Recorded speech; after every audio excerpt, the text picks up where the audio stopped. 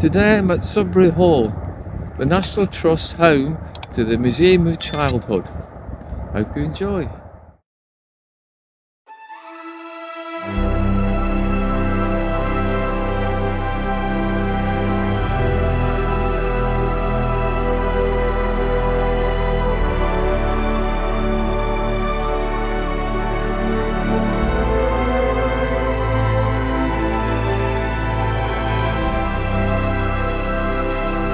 Sudbury Hall is a Grade 1 listed building in Derbyshire, England. It has a rich history connected to the Vernon family, who gained possession of the estate through the marriage of Ellen Montgomery, the Sudbury heiress, to Sir John Vernon in the 16th century.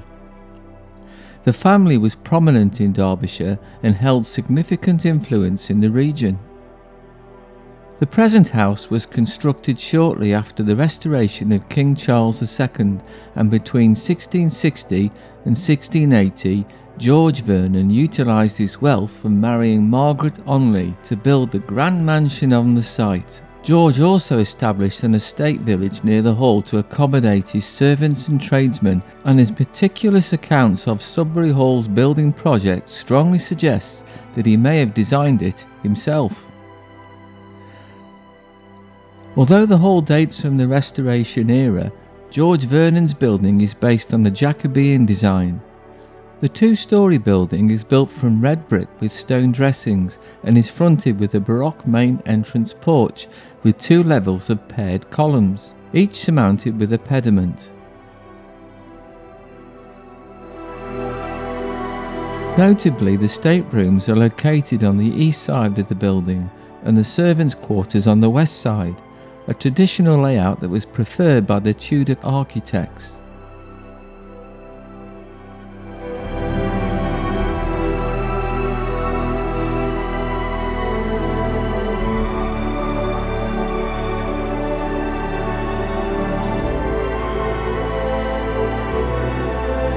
Internally, its features include a grand entrance hall, an imposing ornate staircase, a long gallery, and intricate plasterwork ceilings.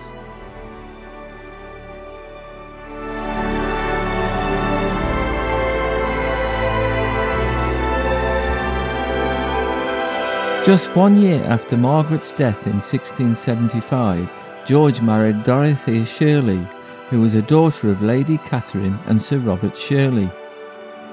Her titled parents provided a higher social standing to the family, and they went on to have 2 daughters before she unfortunately died in childbirth in 1680. George subsequently remarried again to Catherine Vernon, who at 18 was 26 years younger than the 44-year-old George at the time.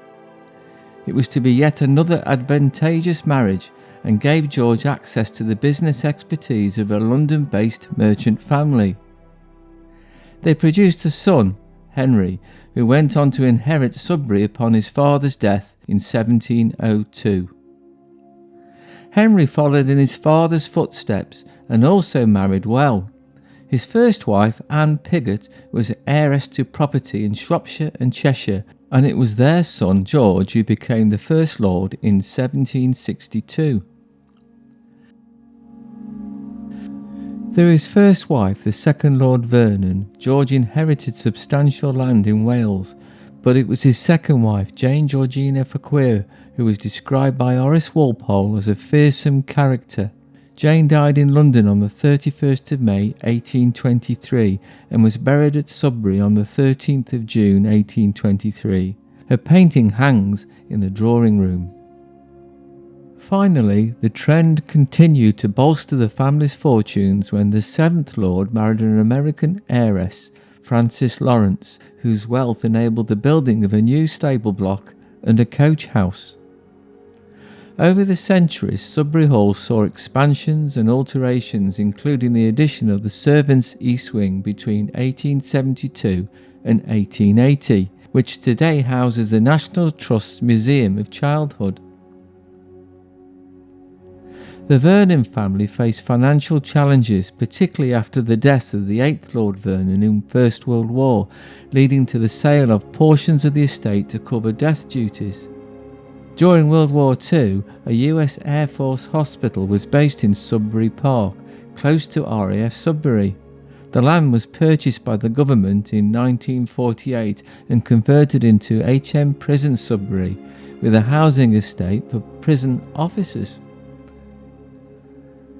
Death duties continued to burden the Vernon family, and in 1967 the 10th Baron Vernon, John Lawrence Venables Vernon, sold Sudbury Hall and its principal contents, along with parts of the garden and parkland, to the National Trust in part payment of death duties. The remainder of the Sudbury estate is still held by the Vernon descendants today. Sudbury Hall has gained fame as a filming location. It was featured prominently in the BBC adaptation of Jane Austen's Pride and Prejudice as the interior of Pemberley, Mr. Darcy's estate.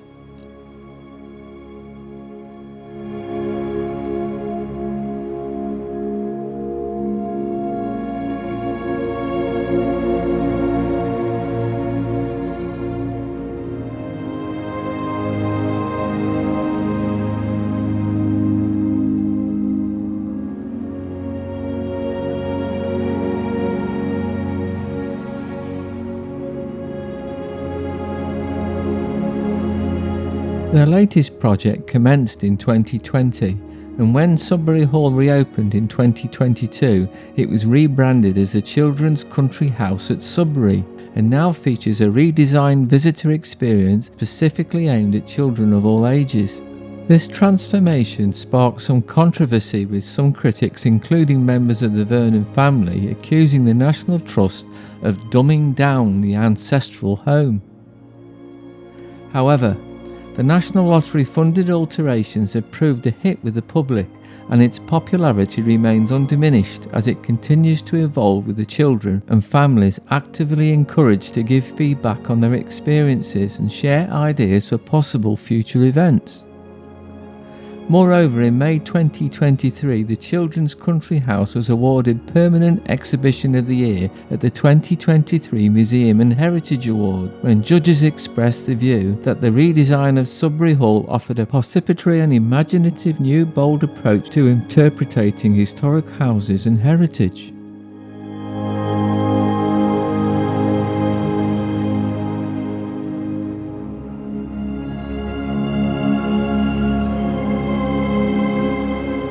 Despite undergoing numerous changes and renovations over the years, Sudbury Hall has steadfastly retained its status as a prominent cultural and historical icon in Derbyshire.